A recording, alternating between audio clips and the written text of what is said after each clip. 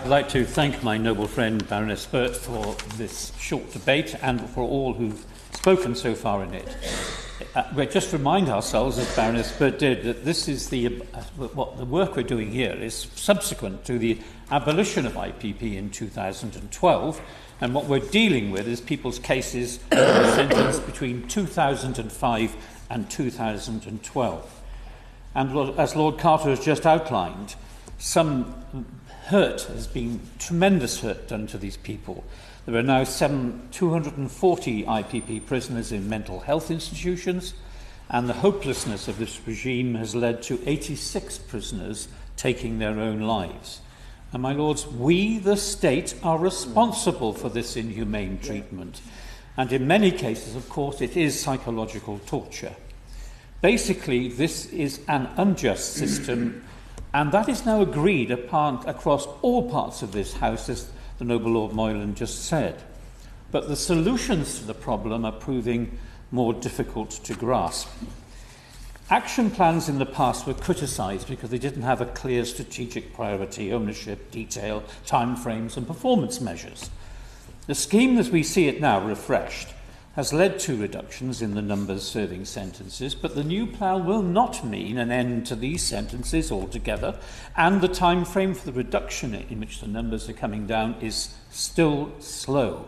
And that's to a great part as a result of resource implications and issues. And as my noble friend Baroness Burt has said, there is limited scope for proper preparation for reintegration into society more generally. And what a member of the Parole Board for 12 years said, that he had seen the difficulties that hopelessness and the lack of opportunity to reform brings to people. And some people have got worse in prison because of that. My lords, lack of hope due to a limited light at the end of the tunnel is what is causing these problems. And it's very difficult for IPP offenders to engage in rehabilitation opportunities, made worse by the capacity issues in the prisons, as my noble friend Baroness Burt has pointed out. And on recall, both Lord Thomas and Baroness Burt look at this dramatic increase in the recall procedure to show that it's not getting better quickly.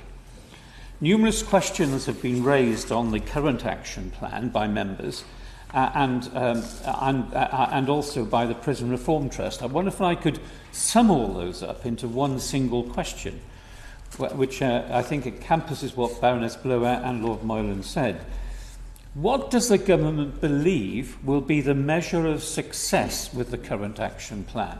What are the numbers and expectations of successful outcomes to be looking like? What are they going to be looking like? We need to know the answer to that question.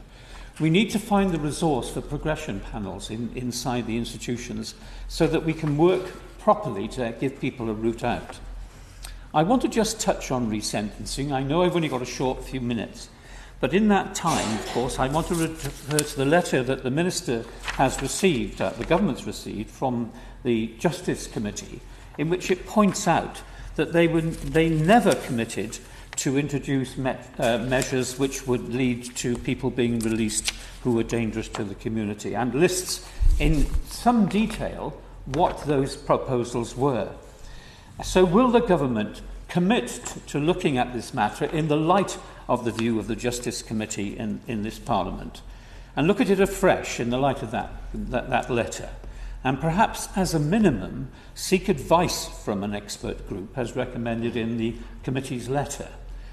We in this Parliament are used to developing legislation, and the government may be concerned about bringing forward further legislation, but if there is a genuine concern, then I on these benches can assure the Minister that we will give him his support to deal with this matter. And I believe across the House, any resulting legislation would bring this miserable problem to a satisfactory end. Yeah.